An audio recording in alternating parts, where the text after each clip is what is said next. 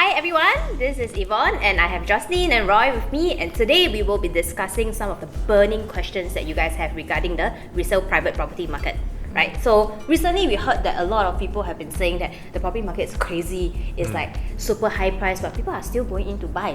Right, so one of the burning questions that we have is, it's super expensive right now, but do you think it's the right time to enter the resale market? So Jocelyn, what do you think?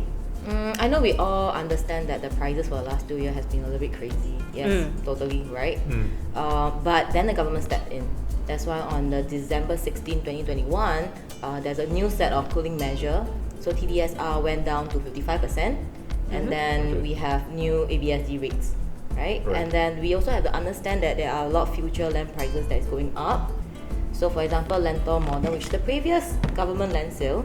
So in order for them to earn about 10% profit, they have to start selling about 2001 PSF. Yeah. So this will actually widen the gap between the new launch and the current resale private houses that are marketing right now in this current Which is quite crazy, right? Because Lentor is at OCR area.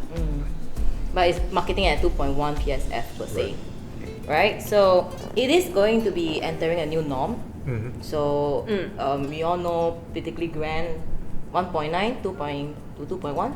And then we have BIF and MB. We all know how much the PSF is, right? So the gap is widening. So if anyone want to enter the private market right now, maybe the resale units might be a more affordable option. Okay, that's very true actually, because we all see the stark difference between the prices of new versus the old, right?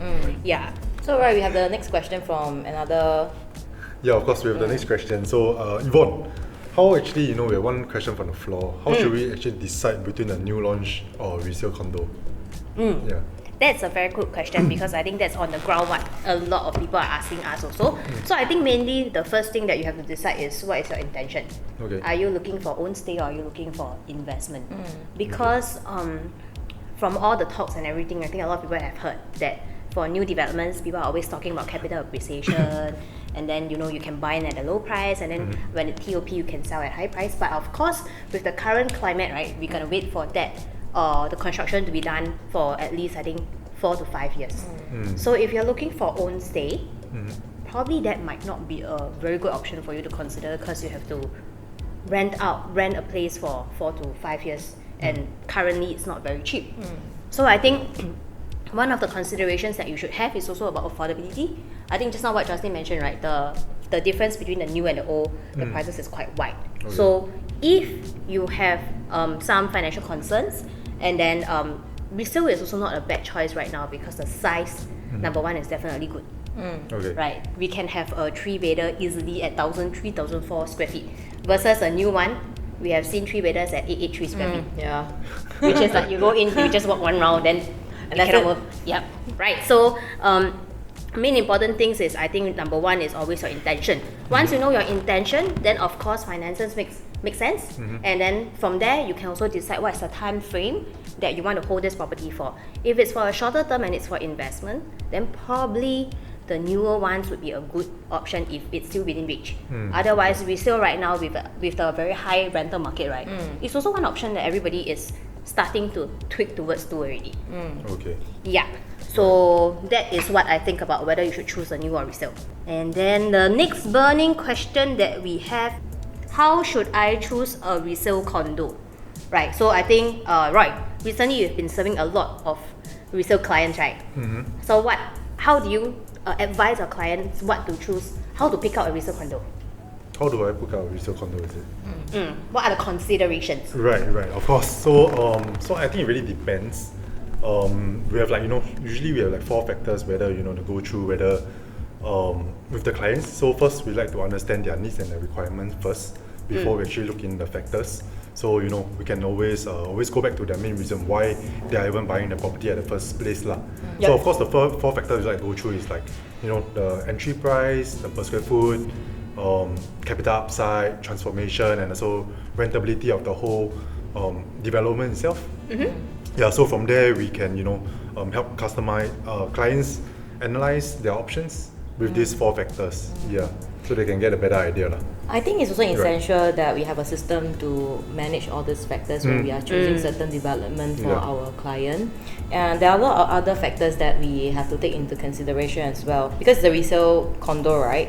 There is a need to consider the amenities, existing ones, how well maintained is the facade, how is the management like, the interior of the unit that you're purchasing. Correct. Because some of our clients don't want to renovate so much, then of course we have to choose certain units that are better renovated compared to the rest. Right. Yeah. I think to add on to that also, right? When we look at resale condos, importantly, I think it's very important to study the layout and the floor plan. Because some of the condos, right, I don't know whether you all realize, got super big bay windows and then the planter box is there and it's included in the size. Yeah. So this kind of layout compared to a more efficient layout might be a bit harder to sell in the future.